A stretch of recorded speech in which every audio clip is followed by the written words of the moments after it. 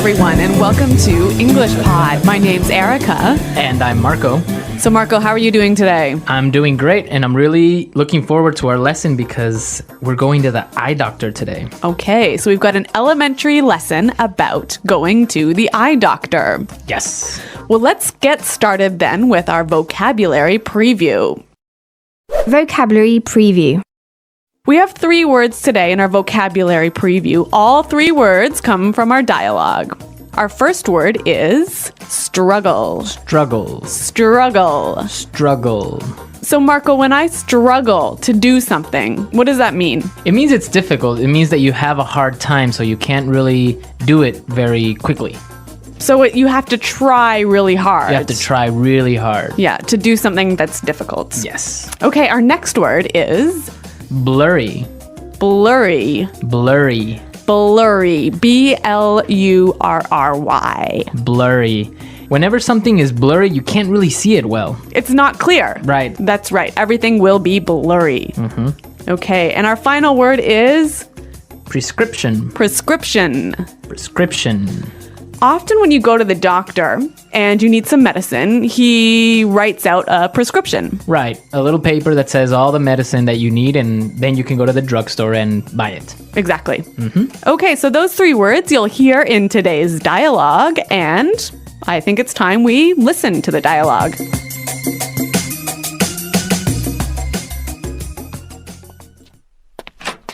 Hello, Arthur. What seems to be the problem? Hey, Doc. Well, I think I might need glasses. I'm getting headaches and I really struggle to see things that are far away. But I've always had 20/20 vision. Sounds like you might be farsighted. Okay, then, cover your left eye and read the chart in front of you. X, E, R, 3, question mark, and I can't quite make out the other symbol, but I think it's the peace sign. Wow, Arthur, you're as blind as a bat. Yeah, I know. My vision is really blurry at times. Okay, then. Head over to the other room and pick out some frames while I fill out your prescription. Thanks, Doc. Arthur, that's the bathroom. Well, this guy really has poor vision, hey? Well, actually, you know what? I've walked into the bathroom, the men's bathroom, actually, instead of the women's bathroom, and that's not because I wasn't wearing my glasses. It's because you weren't paying attention. That's true. Okay, let's take a look today at our language takeaway. Language takeaway. The first word on our language takeaway for today is 20/20 vision. 20/20 vision. 20/20 vision. If I have 20/20 vision, it means that you have perfect vision. Which I do not have. No, me neither. So I usually wear glasses as well. Yeah. But yeah, people that have 20/20 vision don't need glasses. They can see clearly And perfectly. and perfectly. Yeah. Next word is far-sighted. Farsighted. Far-sighted. Farsighted. So if I'm far-sighted, I can't see very well, right? So if you're farsighted, you can see things that are near.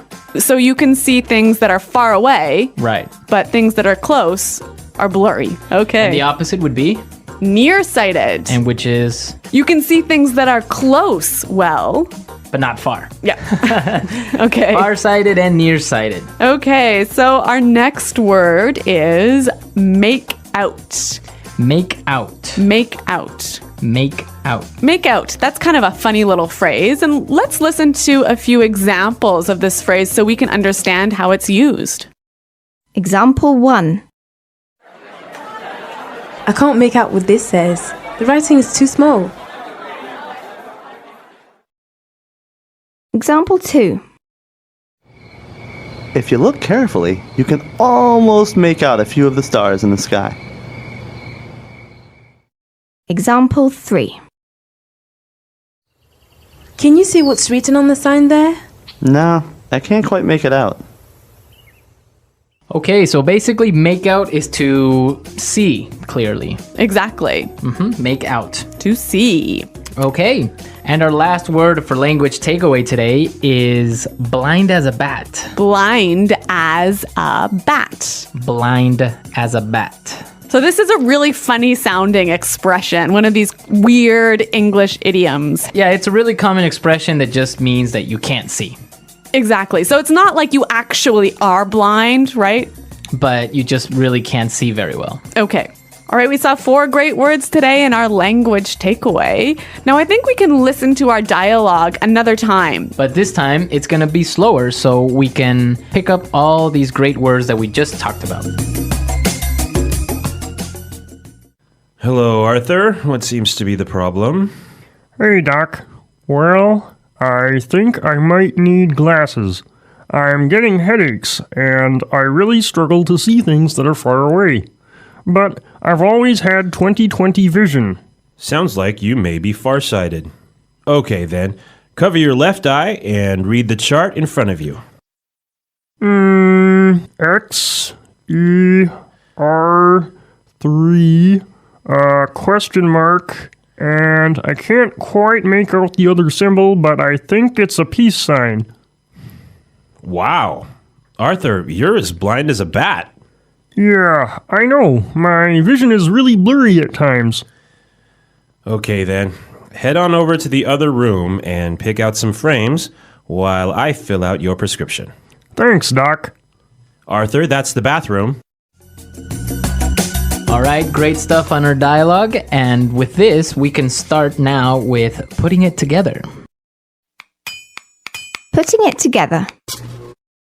So we saw a couple useful phrases in this dialogue, and I think we can show you how to use these phrases in a few different ways. Right. The first one that we have today is what seems to be. So we heard in the dialogue, the doctor said, What seems to be the problem? we can use this same expression in a number of different ways. Let's listen. Example 1. What seems to be the problem?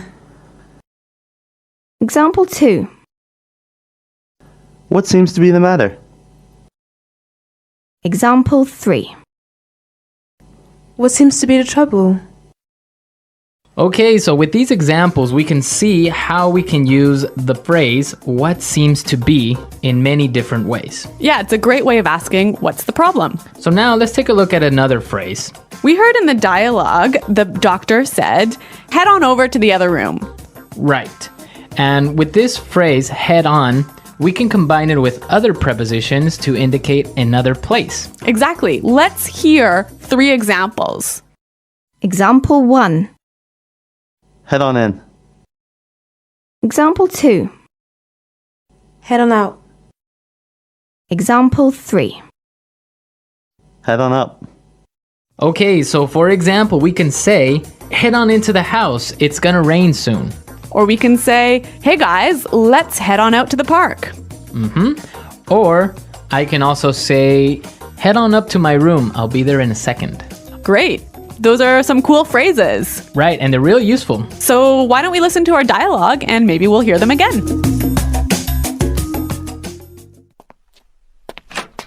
Hello, Arthur. What seems to be the problem? Hey, Doc. Well, I think I might need glasses. I'm getting headaches, and I really struggle to see things that are far away. But I've always had 20/20 vision. Sounds like you might be farsighted. Okay, then. Cover your left eye and read the chart in front of you. X, E, R, 3, question mark, and I can't quite make out the other symbol, but I think it's the peace sign. Wow. Arthur, you're as blind as a bat. Yeah, I know. My vision is really blurry at times. Okay, then. Head over to the other room and pick out some frames while I fill out your prescription. Thanks, Doc. Arthur, that's the bathroom. Okay, so talking about going to the eye doctor today, I have a question for our listeners. A challenge for challenge. the listeners. What's it called when you can't distinguish colors? So like when you can't tell the difference between red and blue and green. Right. So what is that condition called? So There's like a technical term. We want the technical term. we want the technical term. So we'll be looking for it on our comments page, and be sure to, if you know the answer, post it.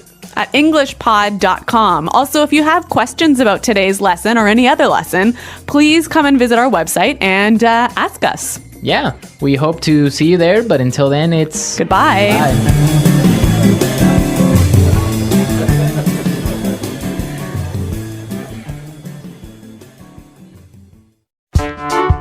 The English Pod Audio Review. Listen to the meaning, then say the vocabulary word. Appears or is. Seem to be. Try very hard. Struggle. Perfect eyesight. 20/20 vision. See. Make out. See far away things more clearly than things nearby. Far-sighted. Have really poor vision. As blind as a bat. Ability to see things. Vision. Not clear. Blurry. Choose. Pick out. A message written by a doctor that tells people what medicine to take. Prescription. Let's try that faster. See far away things more clearly than things nearby. Far-sighted. Perfect eyesight. 20/20 vision. Try very hard. Struggle. Have really poor vision. As blind as a bat. See far away things more clearly than things nearby. Far-sighted. Have really poor vision. As blind as a bat. Appears or is. Seem to be. Choose. Pick out. Not clear. Blurry. See far away things more clearly than things nearby. Far-sighted. Choose. Pick out. See. Make out. Perfect eyesight. 20/20 vision. Not clear. Blurry. Appears or is. Seem to be. Have really poor vision. As blind as a bat. Perfect eyesight. 20/20 vision. See. Make out. Now say the word and hear it in a sentence. Seem to be. Trevor seems to be getting sick. He has a fever. Struggle. She was struggling to find a new job. Make out. I can't make out what this says. The writing is too small. Prescription. Here's your prescription. Make sure you take the right amount of pills every day. Struggle. She was struggling to find a new job. Make out. I can't make out what this says. The writing is too small. Hello everyone and welcome to English Pod. My name is Marco. My name is Catherine, and today we're talking all about cars in this intermediate level lesson. That's right. We have a little bit of problems with our car, and we're going to talk about some possible solutions to these car problems we have. So why don't we just listen to the dialogue today? We have no words on vocabulary preview, so let's jump right into the dialogue and listen for the first time. Car Trouble Center, how may I help you? My car won't start. Stupid old car. Hold on. Before you kick your car, let's go through some possible problems. Fine. Okay, first of all, can you turn the key in the ignition? Yeah, I'm here with my friend, and he thinks it may be the spark plug or the starter motor. Those are possible problems, but tell me, when you turn the key, do you hear the starter motor crank? Yeah. It sounds like it usually does when I start the car, but nothing else happens. The engine won't start. Should I maybe press the accelerator? No. If you step on the accelerator pedal, you can flood the carburetor and your car will never start. So what do you think it is? I know this may seem like a silly question, but does your car have gasoline? Yeah. Right. I got the car started. Thanks for your help. I told you to fill the tank. Okay, so this dialogue reminds me a lot of a radio show in America called Car Talk. And the hosts of the show, like Marco and I today, they talk about how to solve problems and they ask you questions to find out what the problem is.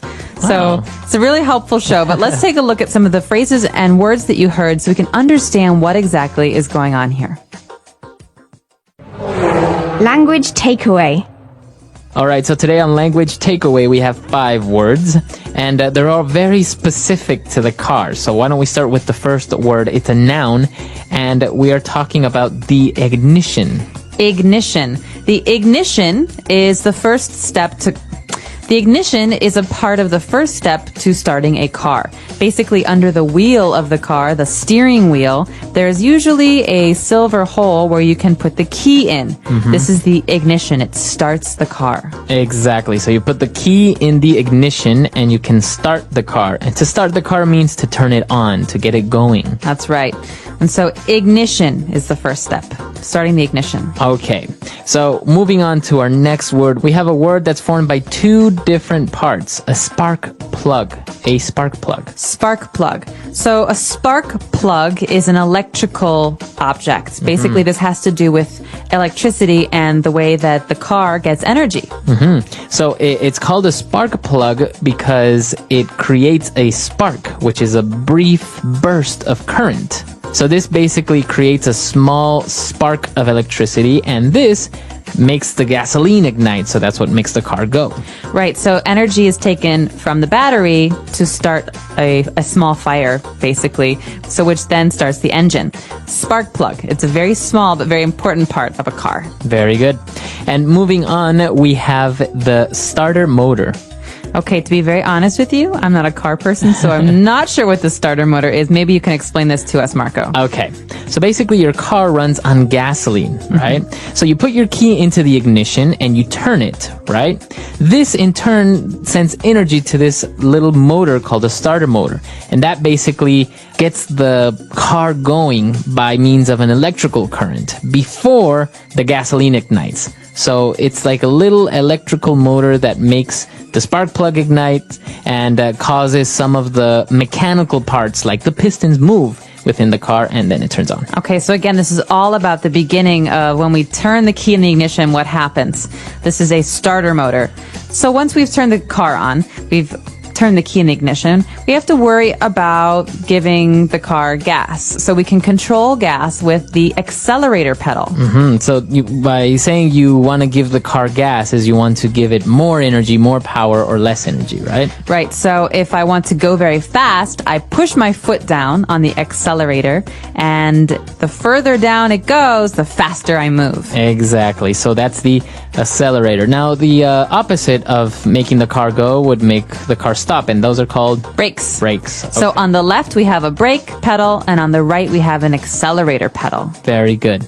Okay, and talking about acceleration and gas, we have a very specific mechanical object, and that's called a carburetor. Okay, again, carburetor. I know that this is under the hood of my car, but I'm not sure what it does. Let's talk about this. All right, so it's not very common to have a carburetor anymore in new cars, but basically it's a small device that controls the flow of gasoline from the gas tank to the engine. And basically what it does, it makes the gasoline into a type of very thin mist. And that's what that way the gasoline can ignite easier. So the further down you push your foot on the accelerator, the wider the little gap or the hole will open on the carburetor, and that way your car will go faster. All right, very good.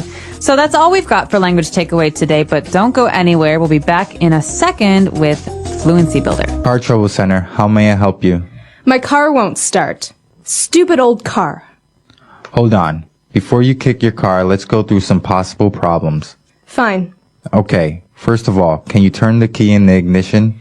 Yeah, I'm here with my friend, and he thinks it may be the spark plug or the starter motor. Those are possible problems, but tell me, when you turn the key, do you hear the starter motor crank?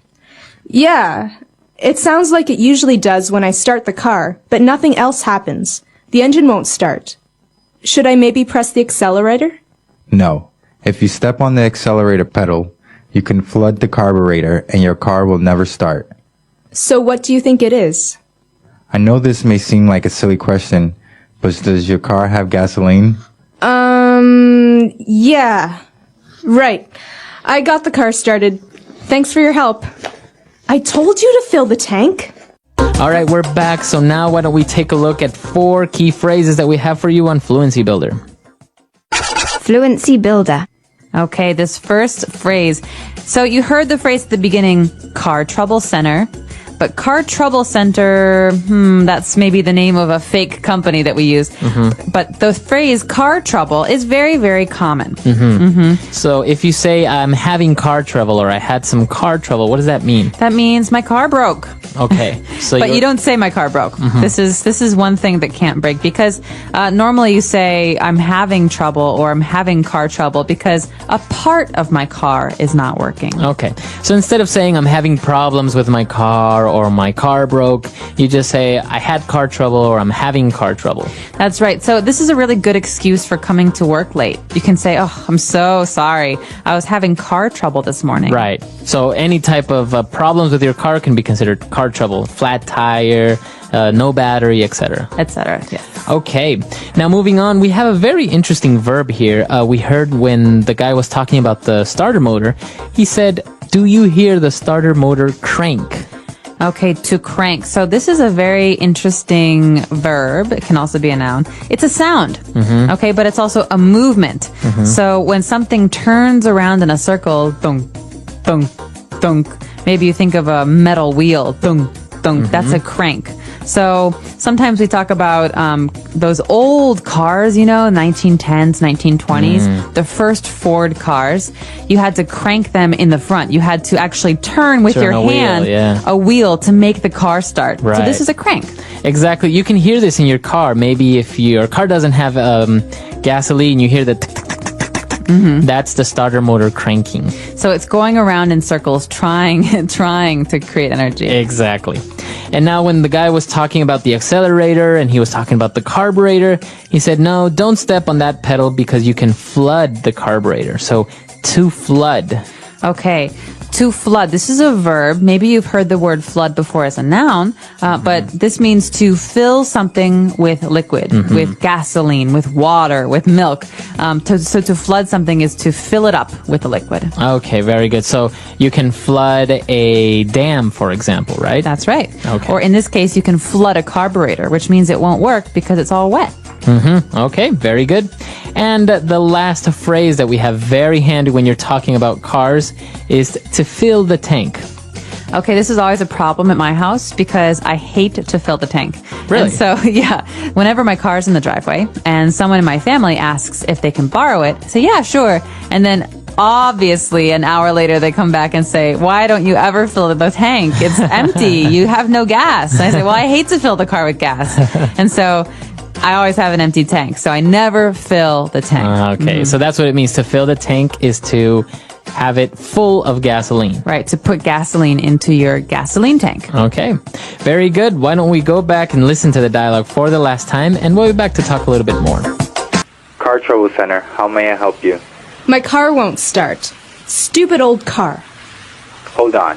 Before you kick your car, let's go through some possible problems. Fine. Okay. First of all, can you turn the key in the ignition? Yeah, I'm here with my friend, and he thinks it may be the spark plug or the starter motor. Those are possible problems, but tell me, when you turn the key, do you hear the starter motor crank? Yeah, it sounds like it usually does when I start the car, but nothing else happens. The engine won't start. Should I maybe press the accelerator? No.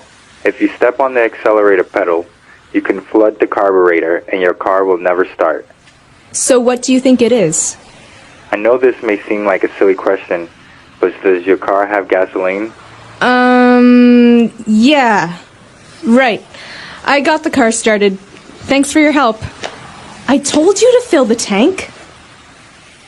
All right, we're back. So, talking about cars and car trouble, I understand, for example, in some countries, when you're getting a driver's license, you're forced or obliged to learn a little bit of car mechanics. You have to learn about the engine or how to change your tire and basic things like this. That's a brilliant idea. In America, you don't have to know how to fix your car. You have to know how to pay someone to fix your car. But basically, we only learn the rules of the road. So the signs and the basic rules. Really? Yeah, but I think it would be very helpful to know how to fix a tire or how to change the oil in your car. I mean, is this a requirement in Ecuador? Yeah. When Really? when you're getting your driver's permit, your driver's license, you have to take a course which shows you the mechanics of the car, first aid course, and also basic road rules and all that stuff. But basically, because it can be something very simple, like for example, they show you where the battery is, where you can check the oil and basic things like this. So maybe the little cable from the battery just came loose, and that's why your car won't start. Yeah. So instead of you waiting for 2 hours until somebody comes and picks you up or a tow truck, you can just check very briefly basic things that can maybe go wrong in your car, and you can just go on your way. That's awesome. I Yeah. had my dad for that. You would My call dad your said, I'm not going to have a little girl who doesn't know how to change a tire or who doesn't know how to check the oil levels. So, yeah, but not everybody has a parent who will teach them. Right. No, and it's very handy because, for example, you get a flat tire, and sometimes, cars can be a little bit tricky. The wheel nuts are sometimes covered by a plastic cover, so Yeah. you don't know how to take it off. There's a special tool for that. Or the jack. Sometimes the jack is not the normal one that you have to pump up Yeah. and down. It's a little one that you have to turn a lever and you have to do this. So it's very, very useful to know these things. Absolutely. I'm curious to know if our listeners out there have experience with cars and car mechanics. And if you have this rule, like Marco says, they have in Ecuador, about learning about cars before you actually get your driver's license. Yeah. Let us know on our website, englishpod.com. We hope to see you there. All right, guys. Bye. Bye.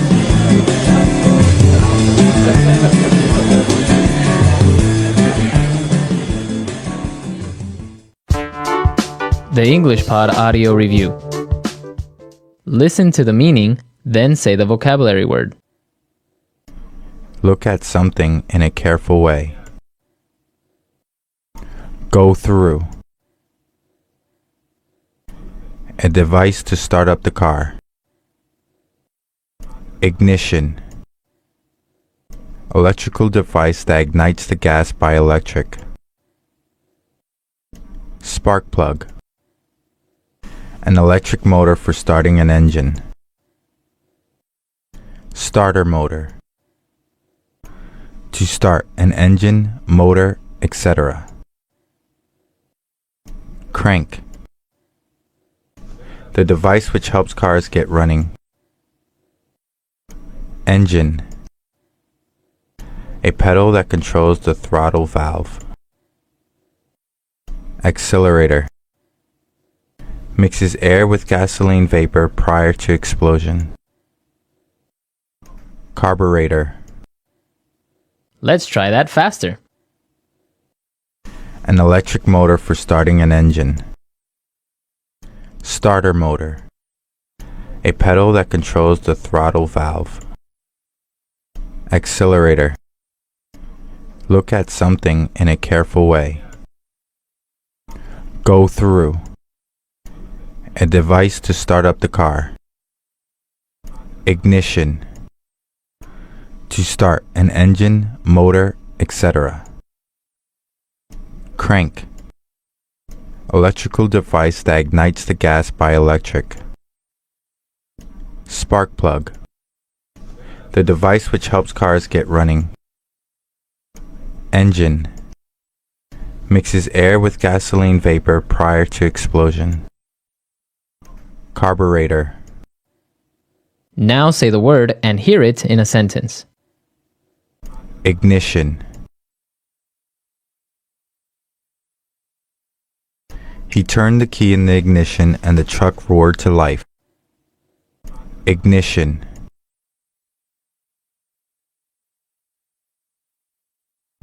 His new car has a keyless ignition system.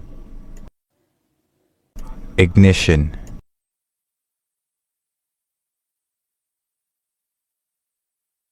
I put the keys into the boat's ignition switch and turned it on. Spark plug.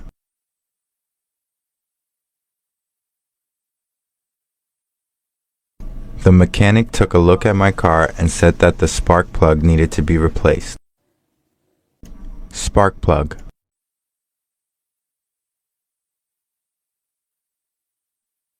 Tens of thousands of volts travel down the spark plug to ignite the fuel. Spark plug.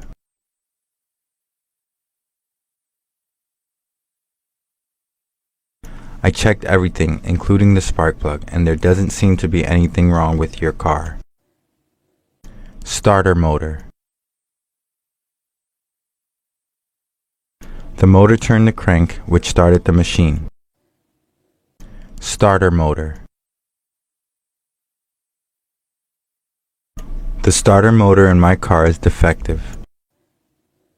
Starter motor.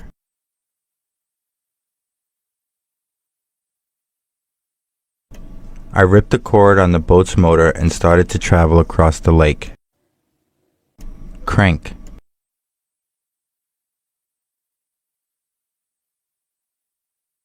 In the olden days, people had to manually crank the engine for the car to start.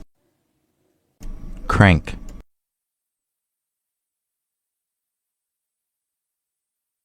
Nowadays, a motor cranks the engine in order to start the car. Crank.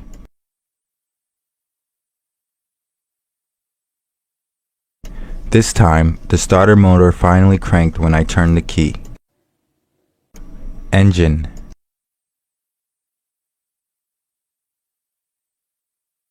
Can you start the engine about 5 minutes before we're supposed to leave? Engine. The engine sputtered and then it died. Engine.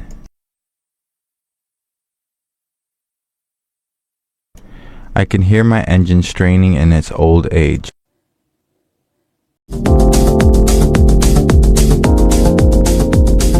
Hello, English learners. Welcome back to another lesson here at English Pod. My name is Marco. And my name is Catherine. Hello, everyone. Today, Marco, what are we talking about? Well, today we are not really in the best mood. What do you mean? We're kind of sad. We're kind of nervous. We're not feeling very well. Yeah, it's a cloudy day. Maybe that's why. The blues. The blues. So yeah, that's what we're talking about today. We're going to have a lot of different descriptive words to express maybe feeling sad, or maybe you're angry, or you're nervous, or something like that. Okay, well, this is a very useful lesson. Hopefully you're not feeling this way, but if you have to talk about someone who is, I've got lots of words for you. But first, we're going to preview a couple in today's vocabulary preview. Vocabulary preview. All right, so today on Vocabulary Preview, we're going to look at 2 words. And the first one is a way of saying that you feel sad. So basically, I'm feeling down. Okay, down. You might have heard this before because it's the opposite of the word up. Exactly. So you're not feeling up, happy, looking up. You're feeling down. This is another word for sad, like Marco said. Or you can also say, I'm a bit down today, right? Yeah, I'm a bit down today. Or you look really down. Are you okay? Yeah, so you look sad. Are you? Is everything okay? So down. So now another feeling or a way that a person is feeling, maybe that person is grouchy. Would you please stop talking so loud, Marco? I think you have... I'm seriously. Don't be grouchy, Catherine. Jeez. No, so grouchy is a way someone acts, usually when they're in a bad mood. Right. So it's not like really angry. You're not angry, but you're not very happy either. And you're not very nice to people. So there's a very famous TV character called Oscar the Grouch on Sesame Street. Look for him on YouTube or Yoku. And he's very, very good for learning about this feeling, grouchy, because he's a grouchy guy. Yeah, he's always angry or never happy, basically. Right, he's always complaining about something. So that word again is grouchy. All right, so after taking a look at these 2 words, we're ready now to listen to our dialogue for the first time. Let's see what this dialogue is about, if maybe they're grouchy or maybe just sad. Fine.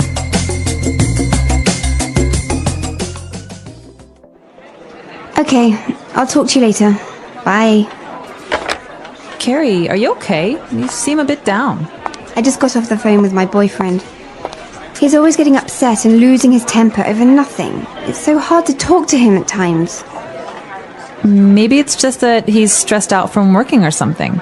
He does have a pretty nerve-wracking job, you know. Yeah, but he's always in a really foul mood. I tried to find out what's bothering him, or get him to talk about his day, but he always shuts down and brushes me off. Men are like that, you know. They can feel nervous, anxious, or on edge, and the only way they can express it is by trying to hide it through aggressiveness. I guess you're right. What do you think I should do? He wasn't always this grouchy, you know. Talk to him, try to cheer him up when he's down, and if that doesn't work, I say get rid of him and get a new one. You are something else, you know that.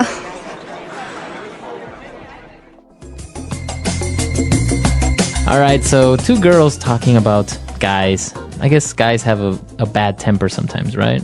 I think anyone can have a bad temper, but we're talking today about one of the boyfriend of one of these girls who has a very bad temper and has been very grouchy recently. And that's why she's feeling a bit down. So let's take a look at those words now in Language Takeaway. Language takeaway. All right, so in today's language takeaway, we've got some wonderful words for you. Words that are very good for describing stress or having anxiety. And the first of these words is something you hear all the time, especially with young people. Right, somebody is stressed out.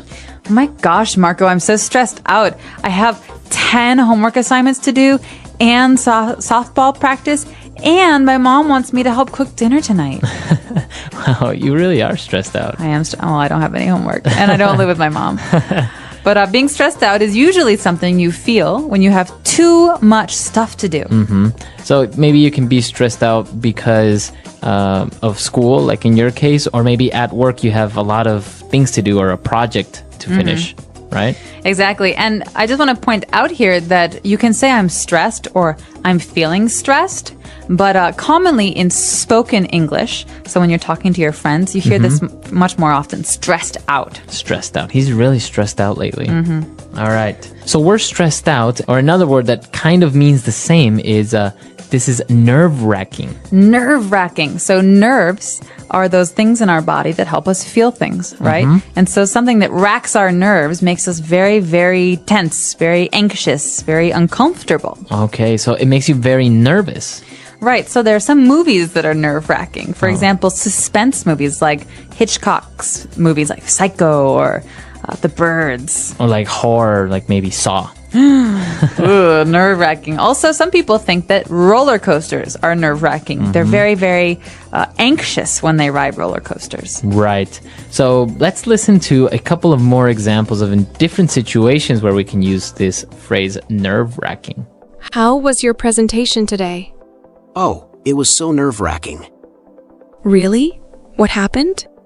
Just standing in front of so many people made my hands shake. I get that.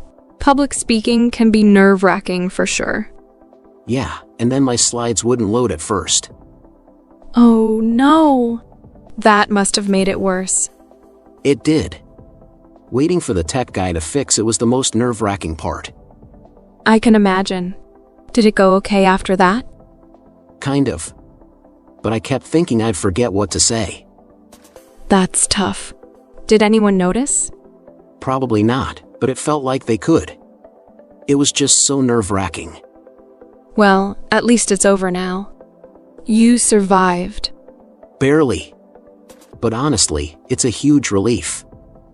Next time, it won't feel as nerve-wracking. You'll get the hang of it. I hope so. I need to work on staying calm. And there's another way to describe this feeling. Again, it's a little bit different, but very, very similar. We can say someone is feeling on edge. On edge. So this person was feeling on edge, but what does that mean exactly? You're like at the edge? Why do you have to ask so many questions? Okay, listen. This is basic. Okay, Marco? All right, all right. Jeez, are you mocking me? On edge today. All right, wow. so someone who is on edge is easily angered, right? So it's very easy to make this person upset or angry. Someone who just quit smoking might be on edge. That means it's very, very easy to get them to be upset. Wow. So yeah, you are on edge, right? Exactly. He's on edge, or he seems on edge, doesn't he? Okay, very good.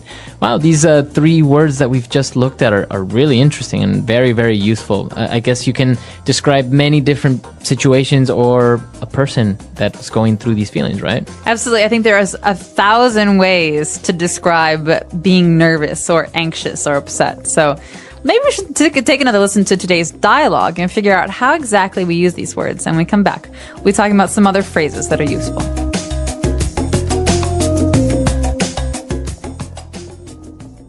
Okay, I'll talk to you later. Bye. Carrie, are you okay? You seem a bit down. I just got off the phone with my boyfriend. He's always getting upset and losing his temper over nothing. It's so hard to talk to him at times.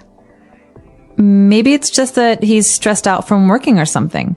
He does have a pretty nerve-wracking job, you know. Yeah, but he's always in a really foul mood. I tried to find out what's bothering him, or get him to talk about his day, but he always shuts down and brushes me off.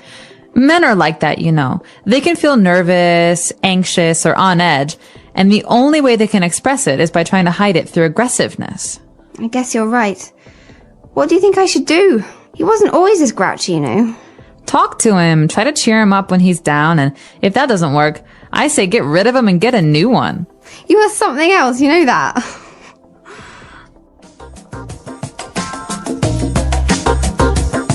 All right, great. So now that we're back, we can start with a couple of different phrases now on Fluency Builder. Fluency Builder. All right, so Marco, here's the big question. What makes you lose your temper?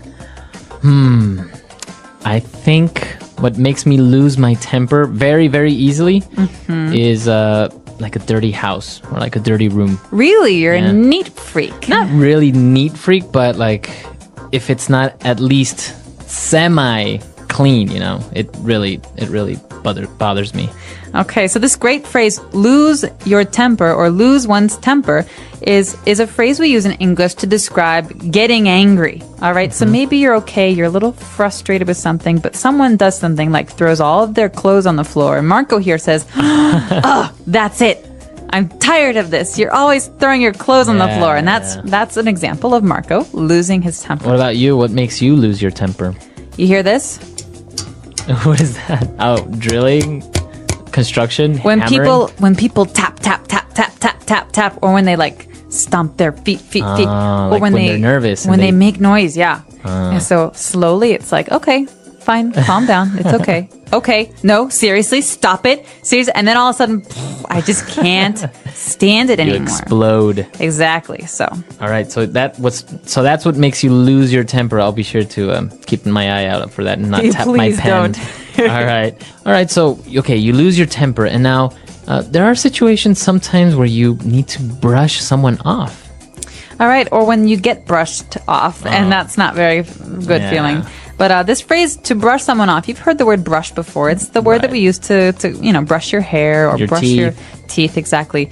When you brush someone off, it's like saying that you're ignoring them. Yeah, so you ignore them or you basically tell them to go away very subtly sometimes or very directly. Exactly. And so to brush someone off is to avoid their company. And so a lot of times when people are angry, they like to be alone, so they brush you off. So I could say, hey, did you want to go see that movie tonight? No, I can't. I have to do something tonight. And then Marco walks away while we're talking. He's brushing me off. He's ignoring me. Yeah. So it happens. And also maybe some people can make up excuses, and that's also brushing someone off, right? Right, exactly. So to brush someone off, or he brushed me off, doesn't feel good. All right. And well, all of these bad feelings, brushing somebody off, maybe you feel stressed out. In the end, you always need a good friend to cheer you up, right? And that's what this dialogue is all about. Exactly. And so friends are actually the people that do that the best, or family, I think. And, well, we can break this phrase down because most of it's pretty clear, but cheer might be a new word for some of our listeners. Yeah, maybe we've heard of the term cheerleader. You know, like, give me an A, give me a B. Hey. So cheer, or people cheers. cheering. Or cheers when the beer. Clink, clink. Yeah. So cheer is like happiness. So someone who can cheer you up is someone who makes you happy. Remember again. that down we had earlier? I'm feeling down. We're trying to cheer someone up. We're trying to make them go up and be happy. Exactly. So you want to cheer up your friends, or maybe if you're feeling a bit down, a family member will try and cheer you up. Do you need someone to cheer you up, Marco? Yes, I do. Well, let's go have a drink and eat some popcorn and be cheered up. That's what cheers me up. Or chocolate always cheers me up. Oh, I know where there's some of that. All right, so we've taken a look at a lot of great phrases, but the last sentence of the dialogue is maybe a little bit strange, right? When she says, "You are something else." You know that? Something what? Like is she an monkey? alien? Is she a monkey? What does she mean when she says, "You are something else"? That's a great question. Well, this might be a little bit hard to understand at first, but she's saying, I can't believe you. She's like, there's no one like you. You're really something else, you know that? So it's kind of like a joke, but what she's saying is, I can't believe you. You just want to go on and encourage me to find another boy.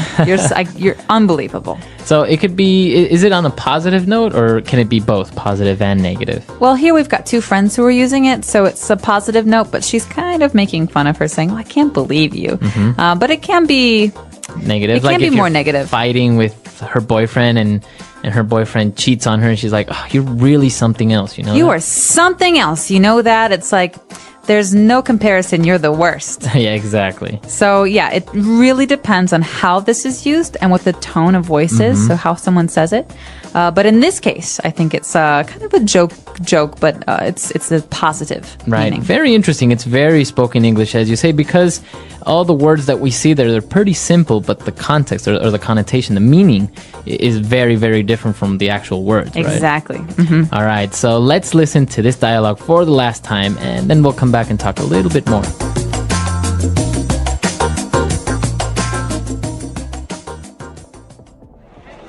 Okay, I'll talk to you later. Bye. Carrie, are you okay? You seem a bit down. I just got off the phone with my boyfriend. He's always getting upset and losing his temper over nothing. It's so hard to talk to him at times. Maybe it's just that he's stressed out from working or something. He does have a pretty nerve-wracking job, you know.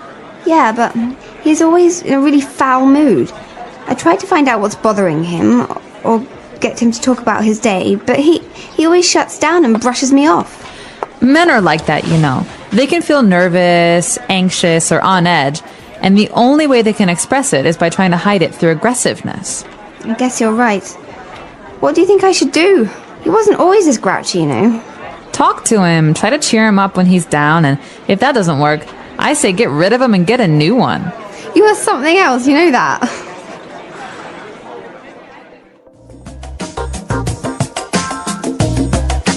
So, Catherine, are you a grouchy person? Are you happy? Do you have a bad temper? Oh, these are, well, very interesting questions, Marco. Thank you for asking. No, the first time, am I grouchy? No, not very. Only before 9 a.m. You're not a morning person. Not a morning person, so I'm very grouchy in the morning. But I'm generally pretty good about losing my temper. It doesn't happen very often. Oh, really? But I do get frustrated with things like tapping or when people eat with their mouth open. Oh, yeah, that's terrible. I hate that as well. Yeah, I can't stand it. Or I really don't like when people bite their nails. Ooh, it's kind of, it also makes me lose my temper. I don't know, it more than makes me lose my temper, it's kind of annoying, right? It is annoying. So what makes you really lose your temper? We say, what makes you blow your top? Think about a volcano. Really grinds my gears. Yeah.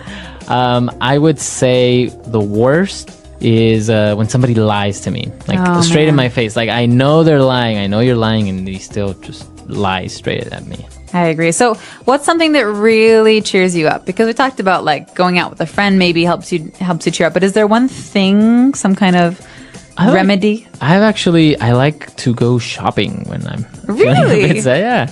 I mean, I won't buy anything like clothes or anything like that. Usually I'll get maybe something for somebody else or for the house or something like that. It's very strange. Helps you like clear your mind. Yeah, it's just like walking around and spending a little bit of money. I don't know. It's kind of a good remedy. Yeah, I think so. What about you? What cheers you up? I kind of like to organize things. Really? Yeah. So if I'm really angry or really upset about something, I'll alphabetize all of my books. Oh, wow. Yeah, so A to Z. The English Pod Audio Review. Listen to the meaning, then say the vocabulary word.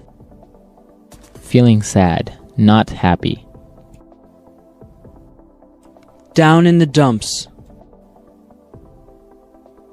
Sad or unhappy. Down. Having sad feelings or emotions. Have the blues. To feel very worried or anxious. Stress out. To fluster, unnerve. Rattled. Causing a person to feel very nervous. Nerve-wracking. Makes me angry, upsets me. Grinds my gears. Refuse to talk about something with someone. Brush me off. Upset, very angry. Pissed off. To make someone happier.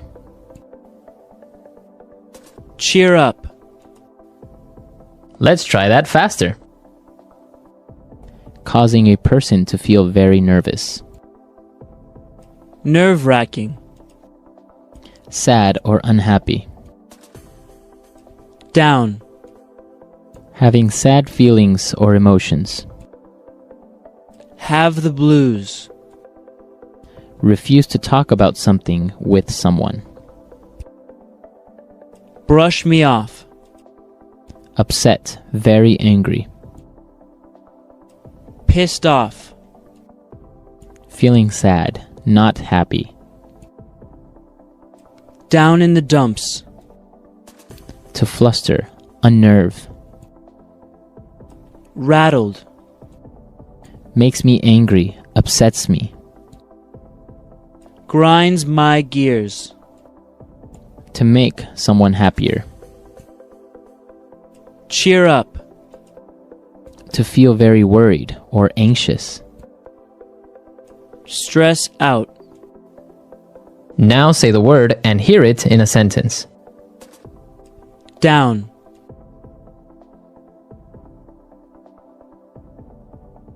Ben is feeling a bit down today since his girlfriend broke up with him. Down. Are you okay? You seem down today. Down.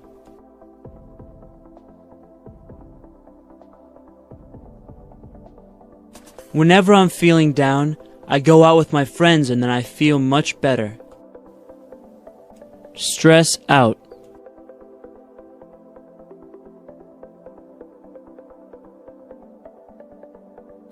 David has been really stressed out lately. His boss is putting a lot of pressure on him in his new job. Stress out.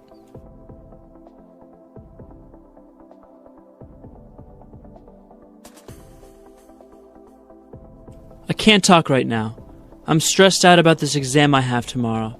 If I don't pass it, my dad is going to kill me. Stress out.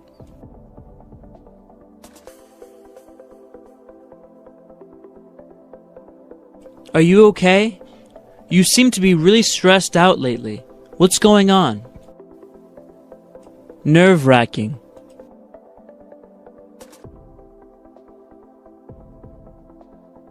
I think being a doctor is one of the most nerve-wracking jobs in the world. Nerve-wracking.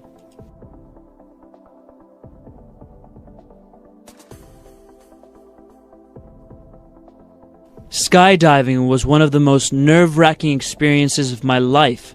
I almost had a heart attack. Nerve-wracking.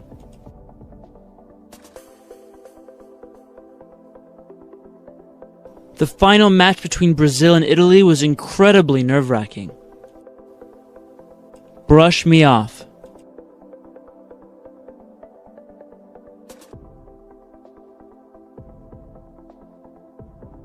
When she told me my project would be a better television film than a feature film, I thought she was brushing me off. Brush me off.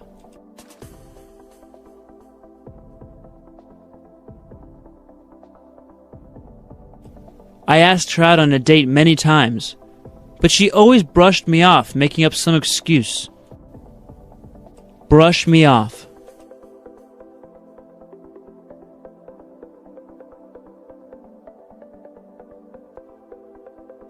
Carolyn went to the doctor without an appointment, and the receptionist brushed her off and told her to come back the next day. Cheer up.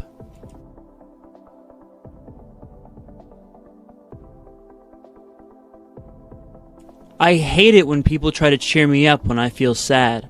I just want to be left alone. Cheer up.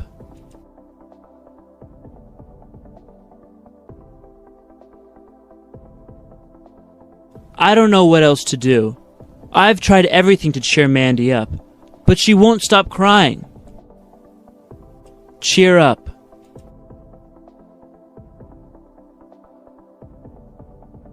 You know what really cheers me up when I'm sad? Shopping.